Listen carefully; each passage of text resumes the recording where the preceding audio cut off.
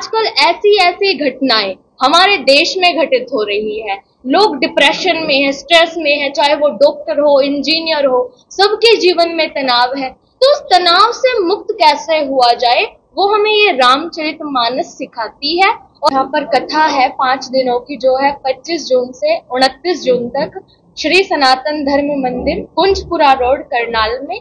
साथियों का बहुत बहुत धन्यवाद जो भी आप पहुंचे और हमारे बुलावे पर आप लोगों ने हर बार की तरह मुझे प्यार दिया, तो बहुत बहुत धन्यवाद।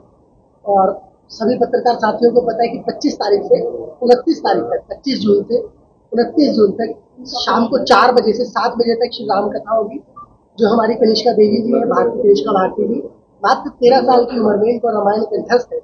तो आइए और इस कथा का आनंद लीजिए और उसके बाद भगवान की इच्छा के अनुसार भंडारा का आयोजन है, तो प्रसाद लेकर जरूर जाइएगा।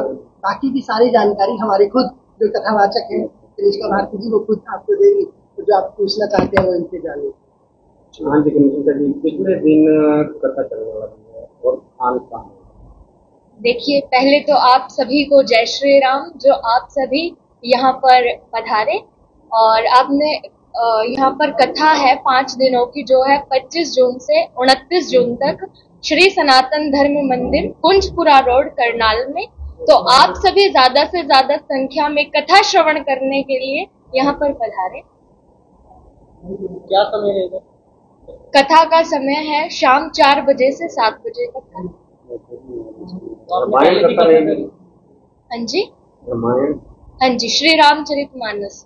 उद्देश्य क्या रहने वाला है?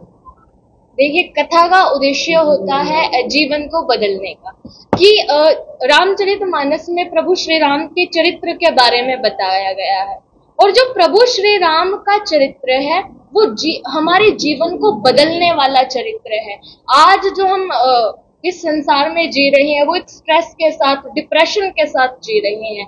तो उस स्ट्रेस से हमें मुक्त कैसे होना है, हमें इस जीवन को जीना कैसे है, ये रामचरितमानस में बताया गया है। और यही हमारा उद्देश्य है कि प्रभु श्री राम के जो आदर्श हैं वो हमारे आने वाली पीढ़ी में हो और हमारी पीढ़ी प्रभु श्री राम की ओर अग्रसर हो और वो उनके चरित्र के बारे में जाने।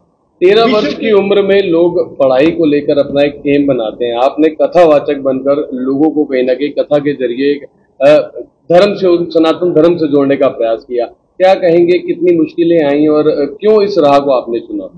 देखिए, जो हमारी ये लाइन है, हम अपनी संस्कृति को भूलते जा रहे हैं। डॉक्टर बनने के लिए और भी लोग हैं, लेकिन जो ये लाइन है वो हम अपने बच्चों को देते ही नहीं है। बच्चे और कई दिशाओं में जा रहे हैं। लेकिन यदि आज के समय में देखा जाए तो हमें प्रभु श्री राम के चरित्र की आवश्यकता है। आजकल ऐसी ऐसी घटनाएं हमारे देश में घटित हो रही है।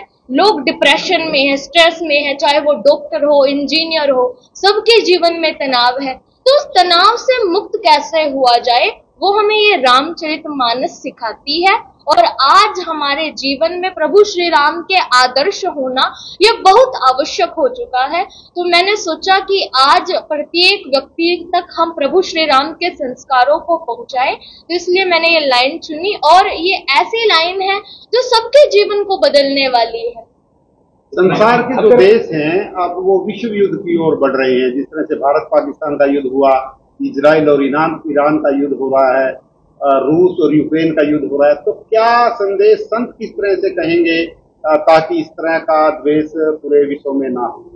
देखिए, युद्ध सबका अपनी अपनी जगह है। कोई ऐसा मतलब कारण रहते हैं कि जिनके कारण युद्ध होते हैं और वो किसी एक की मर्जी से नहीं होते, वो पूरा देश उसके लिए, मतलब पूरा देश उसमें शामिल होता है।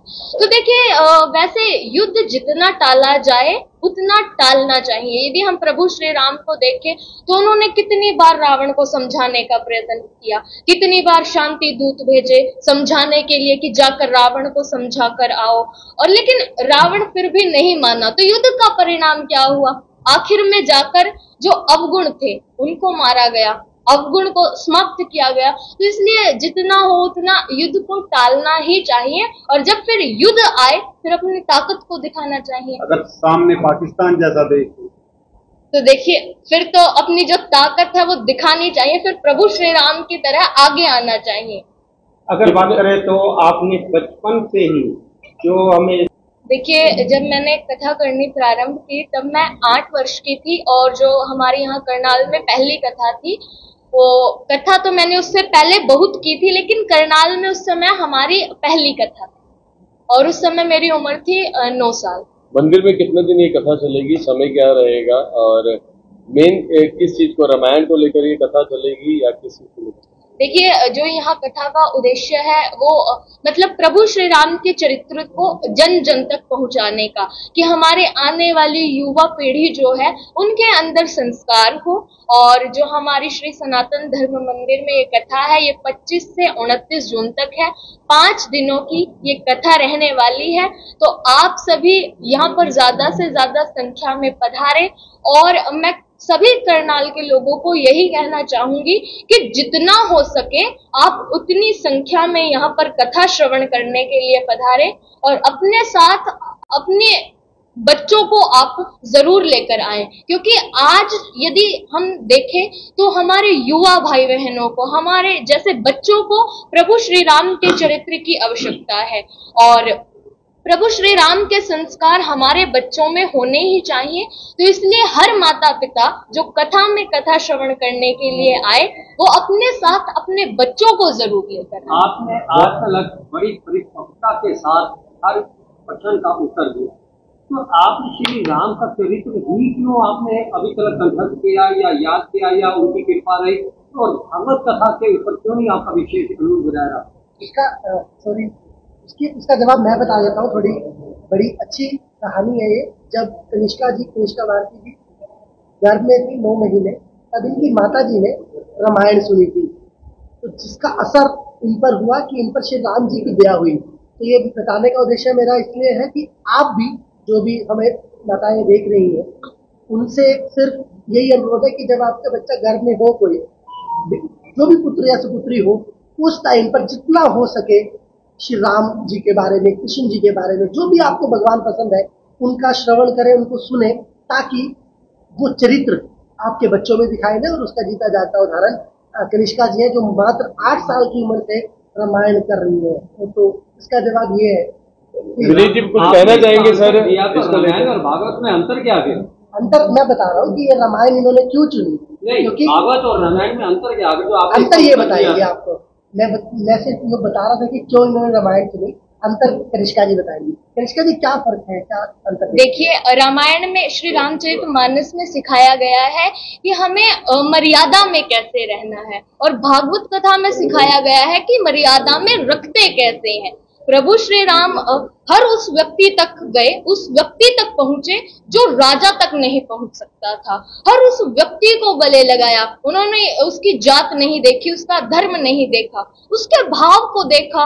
वो उस भील तक गए और उसको जाकर अपने गले लगाया।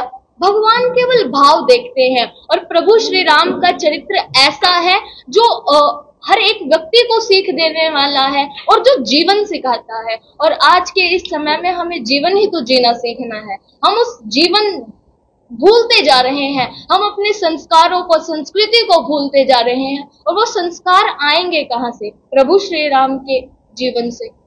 विनीत जी, समाज को 4 बातों, एक तो ये निमंत्रण है, और दूसरा आप सबको साधुवाद। आपके पत्रकार भाइयों में से ही कुछ कहूँ, खबरों वाले अपने ललित जी ने ये बीड़ा उठाया, उन्होंने कनिष्का भारती जी का इंटरव्यू ले रहे, तो उनके मन में विचार आया और सनातन धर्म को कैसे बच्चों को संस्कार देने और कैसे उसको आगे प्रसारित करना है। मैं इसमें किसी के ऊपर आक्षेप नहीं कर रहा, पर हमने पीछे देखा होगा हमारी कथाओं में कथाओं का प्रसार कम होता जा रहा है।